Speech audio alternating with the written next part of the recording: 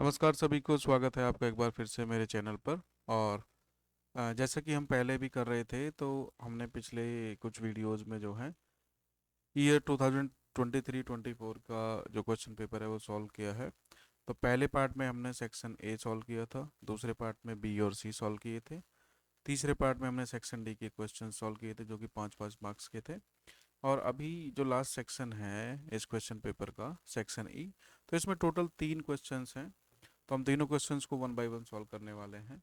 But इस question में section में जो स्पेशल बात ये है कि इसमें जो है केस स्टडी बेस्ड क्वेश्चंस हैं, जिन्हें कि हमें पहले करने से पहले थोड़ा सा ध्यान से पढ़ना होगा, समझना होगा कि पूछा क्या है, और उसके हिसाब से हमें आंसर करने हैं। भले ये 4 मार्क्स के हों 5 की जगह, लेकिन ये क्वेश्चंस थोड़े से और ज़्यादा ध्यान से हमें करने की ज़रूरत है। तो चलिए इसी के साथ जो है हम स्टार्ट करते हैं विदाउट वेस्टिंग एनी टाइम। तो पहला क्वेश्चन है यहाँ पे, rectangle floor area can be completely tiled with 200 square tiles. यानी कि एक फर्श है, उसमें 200 टाइल्स हैं जो सारी जो हैं स्क्वायर शेप में हैं। और if the side of length of each tile is increased by 1 unit, यानी कि अगर हर टाइल को स्क्वायर से स्क्वायर में उसका साइज जो है 1 यूनिट बढ़ा दिया जाए, तो उसका जो एरिया है उसमें सिर्फ टोटल 200 की जगह सिर्फ 128 टाइल्स में ही काम हो जाएगा। ठीक है, तो इसमें ये हमें डेटा दिया हुआ है। उसके बाद इसमें क्वेश्चंस क्या पूछे हुए हैं कि जो ओरिजिनल लेंथ है x यूनिट, तो उसके बेसिस पे जो इन्फॉर्मेशन यहाँ पे क्वेश्चन में दी गई है, एक क्वाड्रेटिक इक्वेशन बनानी है। तो ये 1 मार्क का क्वेश्चन है। सेकंड क्वेश्चन है कॉरेस्पॉन्डिंग क्वाड्रेटिक इक्वेशन को स्टैंडर्ड फॉर्म में लिखना, यानी कि जो हमारी इक्वेशन बनेगी उसको स्टैंडर्ड फॉर्म में लेके आना है। फिर थर्ड क्वेश्चन में 2 पार्ट हैं, ऑप्शन कोई भी एक कर सकते हैं हम। एक्स की वैल्यू निकालनी है, यानी कि साइड की जो लेंथ है टाइल की वो निकालनी है, लेंथ साइड की। तो और या फिर क्वाड्रेटिक इक्वेशन को सॉल्व करना है, दोनों एक ही चीज़ है। तो चलिए इसको करते हैं। तो माना कि एक टाइल है इस तरीके से, उसकी जो स्क्वायर टाइल है, उस एक टाइल का जो साइड है वो ये है। ठीक है, तो इसका एक टाइल का एरिया कितना हो जाएगा, एक्स इंटू एक्स, यानी कि एक्स स्क्वायर।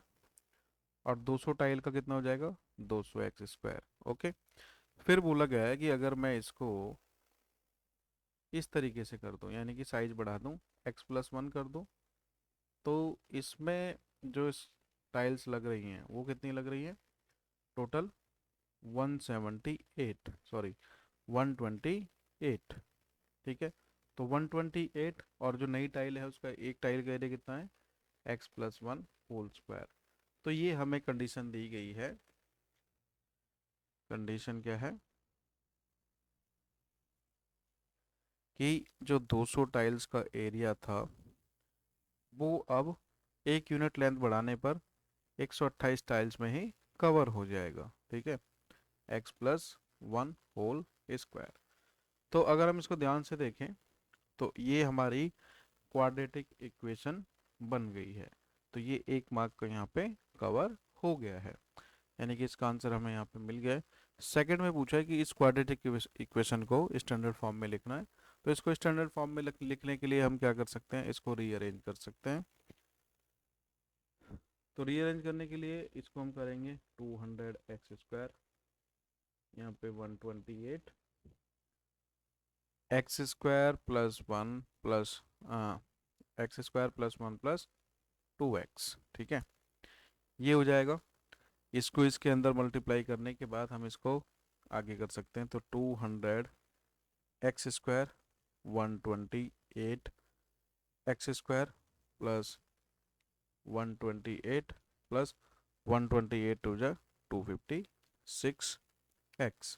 ठीक है, तो ये अब पूरी की पूरी जो ये राइट हैंड साइड है इसको लेफ्ट हैंड साइड में ले जाएंगे हम। तो ये कितना हो जाएगा, 200 x² minus 128 x² minus 256x minus 128 is equal to 0। ठीक है, तो ये हो गया। इसके बाद 200 में से 128 घटाएंगे तो कितना बचेगा, 72 बचेगा। तो 72x² minus 256x and minus 128। ठीक है, ये हो गया। अब अगर हम इसको ध्यान से देखें तो ये जो है, इसमें 8 जो है कॉमन आ जाएगा। तो यहाँ पे मैं 8 लेता हूँ, तो ये हो जाएगा 9x²।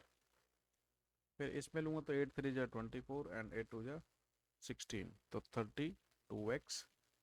यहाँ पे अगर इसको ध्यान से देखें तो 8 1 = 8 एंड 8 6 = 48। तो ये ऐसे आ जाएगा। तो हमारी जो स्टैंडर्ड फॉर्म आएगी वो कितनी आएगी, 9x² माइनस 32x माइनस 16 = 0, क्योंकि ये 8 जो है इधर जाके 0 हो जाएगा। तो ये हमारी स्टैंडर्ड फॉर्म हो गई जो हमें क्वेश्चन में पूछी है। ठीक है, तो ये हो गया हमारा सेकंड पार्ट इस क्वेश्चन का। अब थर्ड पार्ट पे आते हैं। तो x की वैल्यू निकालनी है। तो x की वैल्यू निकालने के लिए हम दोनों में से कोई एक करेंगे तो हमारी x की वैल्यू आ जाएगी, यानी कि हमें इसको इक्वेशन को सॉल्व करना है। ठीक है, तो इसको सॉल्व करने के लिए हम क्या करेंगे, या तो डायरेक्ट फार्मूला लगा के कर सकते हैं, या फिर इसको जो है स्प्लिटिंग द टर्म से मिडिल टर्म को स्प्लिट कर लेंगे, उससे भी कर सकते हैं।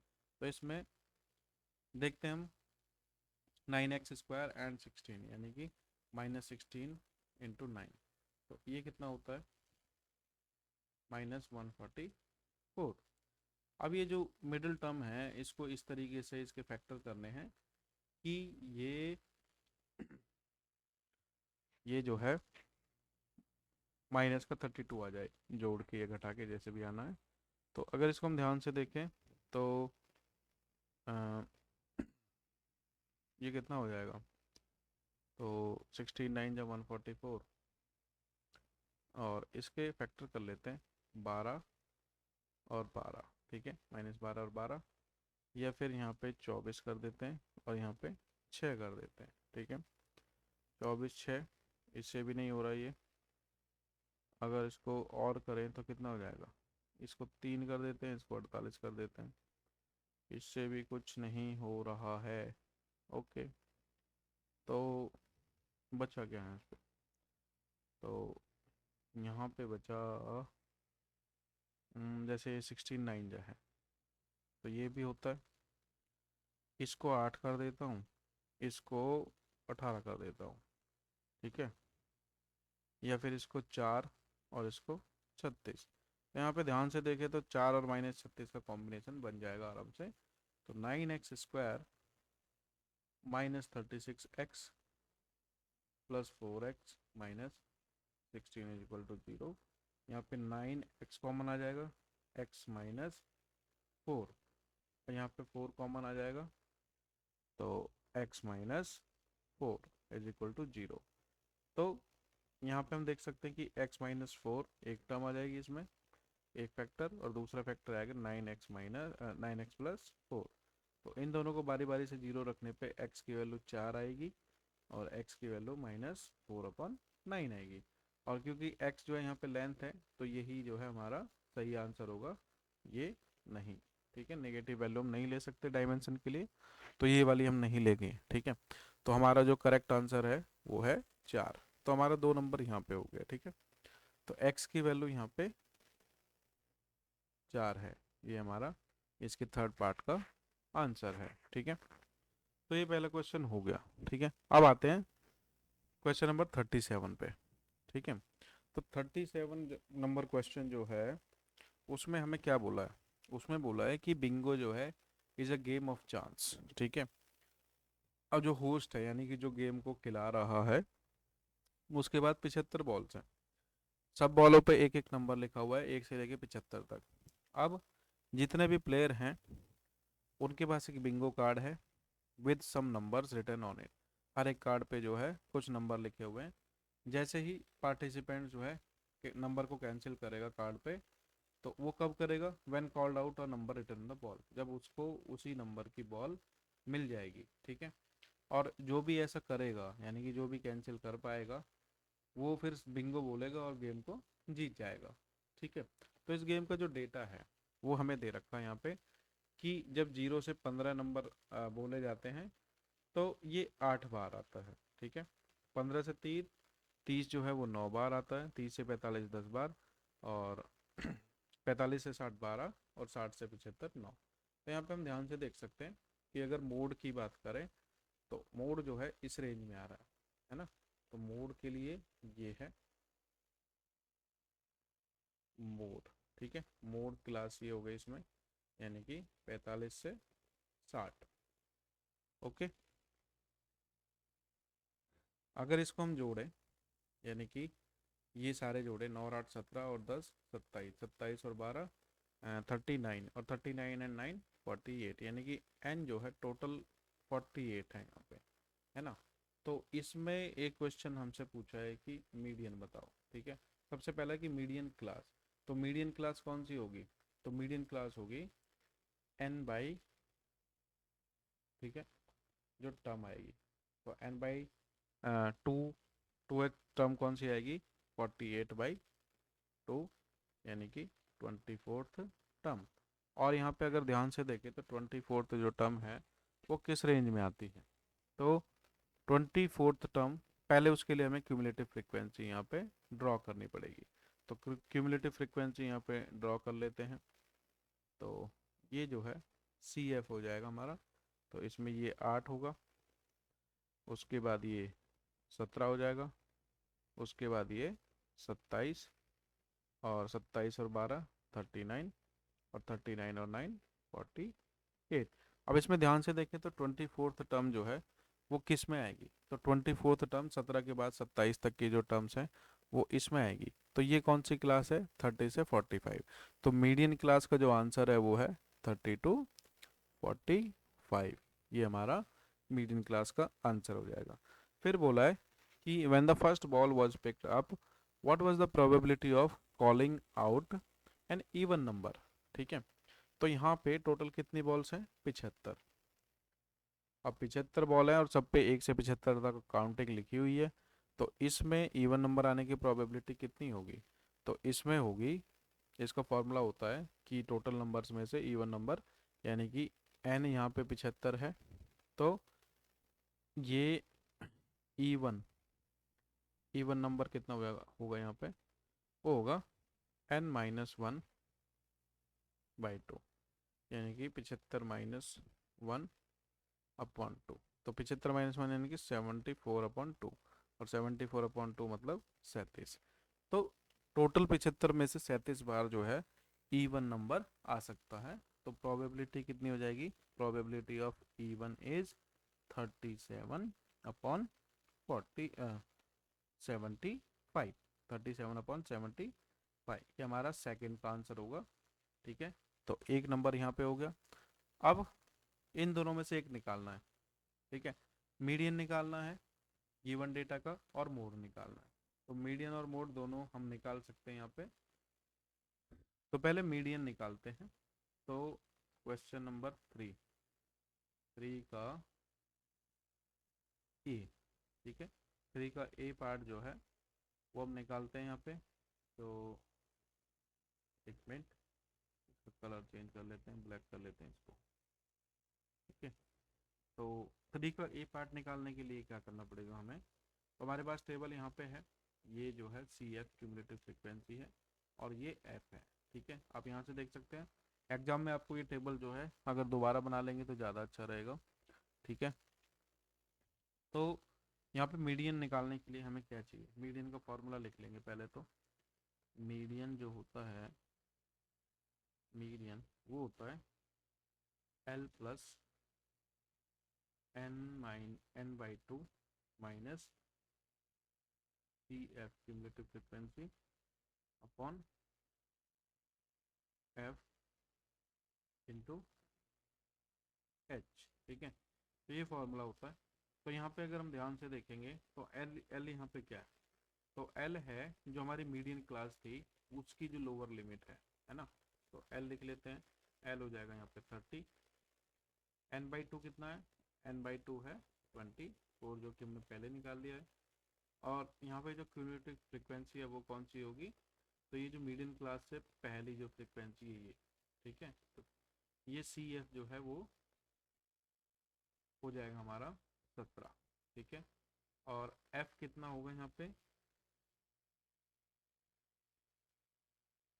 हम्म, तो एफ जो है इसके कॉरेस्पॉन्डिंग, यानी कि जो क्लास हमारी है मीडियन क्लास के, यहाँ पे फ्रीक्वेंसी कितनी है? 10। तो ये 10 जो है एफ हो जाएगा हमारा, एफ इज 10।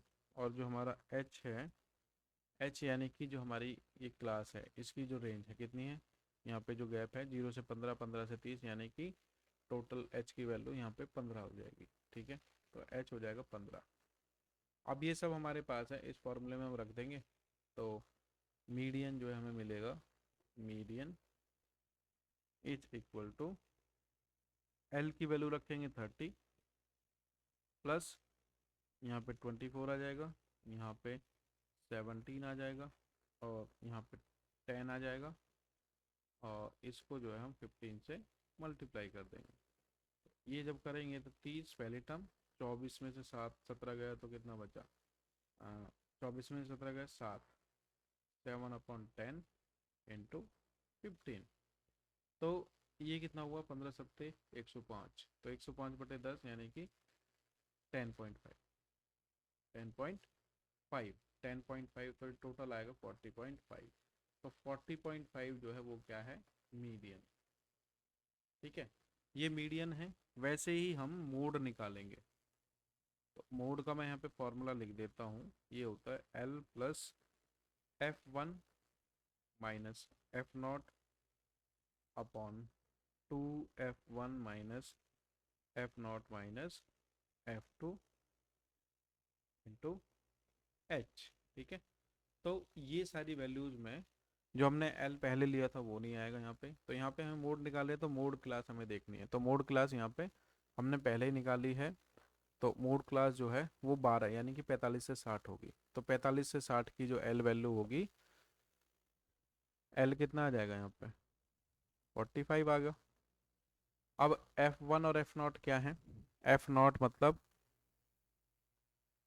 जो हमारी ये फ्रीक्वेंसी है। ठीक है, जो मोड मोड क्लास की फ्रीक्वेंसी है 12, और F0 उससे पहले वाली फ्रीक्वेंसी, और F2 जो है वो उसके बाद वाली फ्रीक्वेंसी जो कि 9 है यहाँ पे। तो इसको हम रख लेंगे। तो हम्म ठीक है, इसको रख लेते हैं 45। यहाँ पे F1 माइनस F0 यानी कि 12 माइनस 10, नीचे आ जाएगा ये 2 इंटू F1। ठीक है, तो 2 इंटू F1। हम्म तो ये हो जाएगा 12, 2 इंटू 12 माइनस 10 और minus 9, multiplied with H. H की वैल्यू यहाँ पे भी 15 है। तो इसको जब हम सॉल्व करेंगे तो कितना आ जाएगा भाई? तो ये आएगा 45 प्लस 12 माइनस 10, 2, नीचे आएगा 12 टू जा 24 माइनस 19, 24 में से 19 गए तो कितने बचे? 5।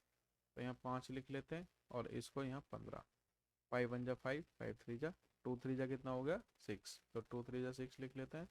तो ये 6 हो गया। और यहाँ पे हमारा मीडियन जो है वो सॉरी, यहाँ पे हमारा जो मोड है वो कितना हो गया? 51। तो इस प्रकार से हम जो है इस क्वेश्चन को सॉल्व कर लेंगे। क्वेश्चन को समझना है, समझने के बाद जो है क्वेश्चन आराम से हो जाएगा। अब चलते हैं नेक्स्ट क्वेश्चन पे। तो नेक्स्ट क्वेश्चन में क्या है देखते हैं, इसको पढ़ के। तो यहाँ पे एक बैकयार्ड यानी कि घर का पीछे की जो जगह होती है, बैकयार्ड जो है is in the shape of a triangle. तो यहाँ पे आप देख सकते हो, ये इस तरीके से ये दिख रहा होगा आपको। ये डायग्राम है कुछ इस तरह, और ये ट्राइंगल यहाँ पे हमें दे रखा है A B and C। तो ABC दे रखा है हमें, बी जो है राइट एंगल पे है। ए बी की वैल्यू कितनी है? 7। बी सी की वैल्यू कितनी है? 15। तो यहाँ पे हमें बताना क्या है? यहाँ पे हमें बताना है कि, और ए पी मतलब यहाँ से यहाँ। ठीक है, ये यहाँ से यहाँ, ये एक्स है। ठीक, ए पी एक्स है, और ये इसके टच पॉइंट है, पी क्यू और आर जो है टच पॉइंट है। तो ए आर और आर बी, यहाँ से बी क्यू और क्यू सी, और ए पी और पी सी, इस तरीके से हैं ये।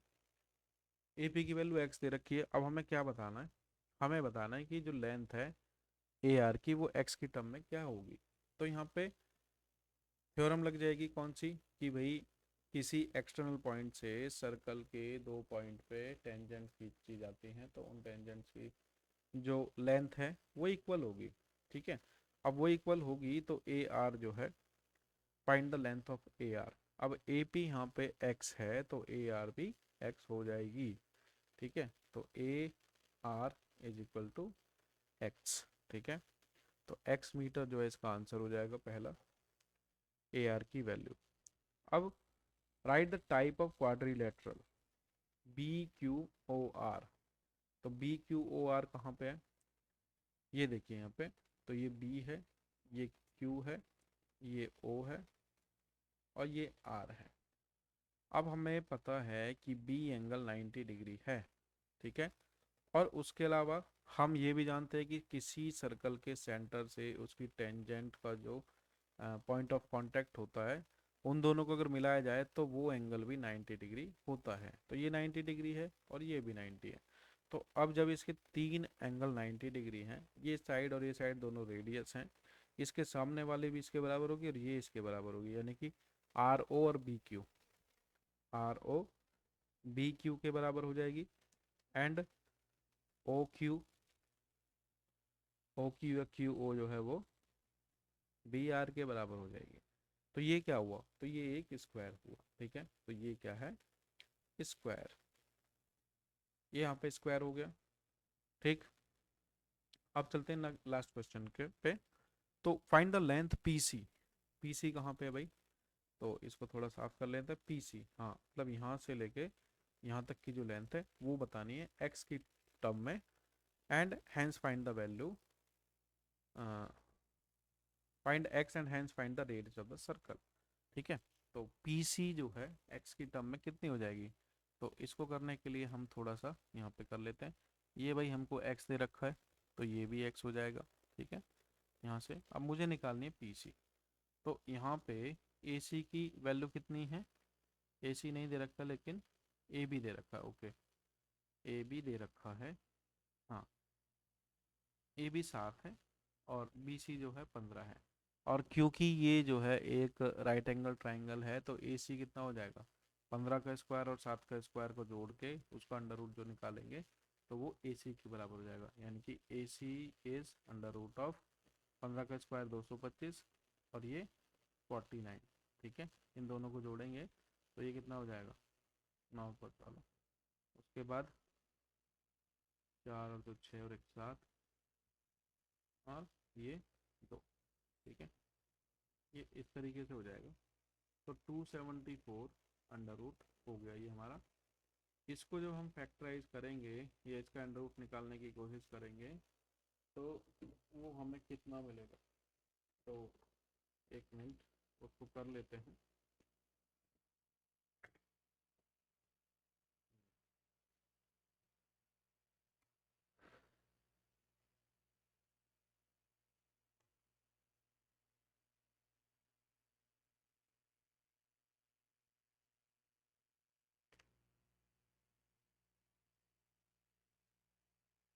हाँ, तो अंडर रूट 274 कितना हो जाएगा,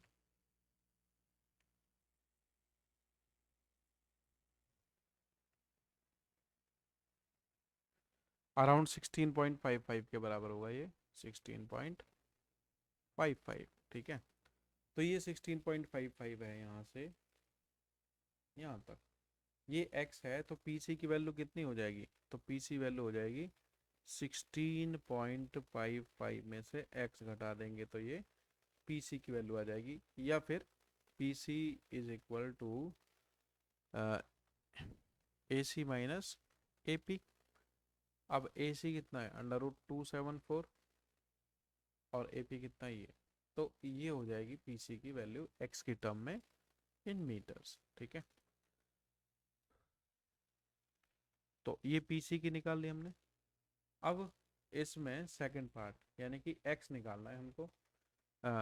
एक्स निकल गया हमारा, सॉरी एक्स निकालना है, and hence the find the radius of circle also. ठीक है, तो एक्स निकालने के लिए क्या करेंगे, अब मुझे पता है कि ये इसके बराबर है।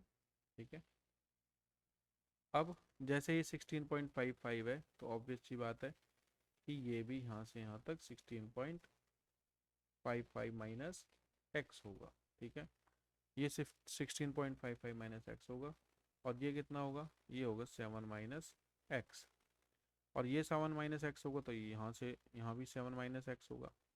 ठीक है, अब ये 7 माइनस एक्स है, यानी कि बी क्यू जो है, B Q is 7 minus X, and Q C is 16.55 minus X. Okay, और इन दोनों को जोड़ने पे कितना मिलता है, 15। तो इन दोनों को जोड़ेंगे तो हमारी एक्स की वैल्यू यहाँ से आ जाएगी। तो 7 minus X plus 16.55 minus X is equal to 15। Okay, और 16 और 7 कितने हुए, 23.55 minus 2x is equal to 15। ये 2x इधर चला जाएगा, 15 इधर आ जाएगा, तो 2x is equal to 23.55 minus 15। तो ये कितना हुआ, 5, यहाँ पे भी 5, उसके बाद 13 में से 5 गए 8। ठीक है, 8.55, ये 2x के बराबर हुआ। तो x कितना हुआ, x होगा 8.55 बाई 2, है ना।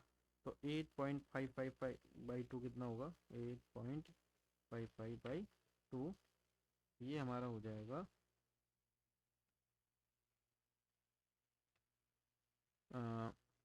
4.275 मीटर्स। अब हमारे पास x की वैल्यू आ गई है, तो हम r भी निकाल सकते हैं।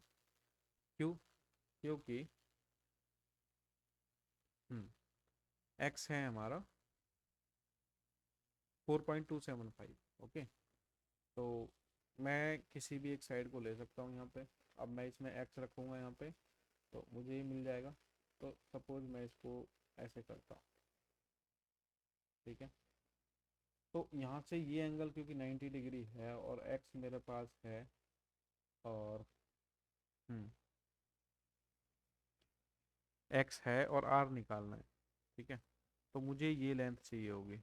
ओके, तो ये लेंथ चाहिए होगी, तो मैं क्या कर सकता हूँ भाई, हाँ, क्योंकि यहाँ पे इस तरीके इस वाली साइड से निकाल सकते हैं हम। ये स्क्वायर है, हमें पता है।